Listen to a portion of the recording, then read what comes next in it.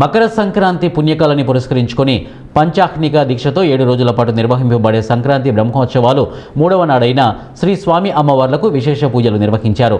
ఉత్సవాలలో భాగంగానే యాగశాల యందు శ్రీ చండీశ్వర స్వామికి ప్రత్యేక పూజాధికాలు జరిపించి అనంతరం లోక కళ్యాణం కోసం జపాలు, పారాయణాలు, మండపారాధనలు, పంచావరణార్చనలు, రుద్రహోమము కార్యక్రమాలను ఆగమశాస్త్రం ప్రకారంగా జరిపించారు. అదేవిధంగా సాయంకాలం ప్రదోషకాల పూజలను, హోమాలను జరిపించారు.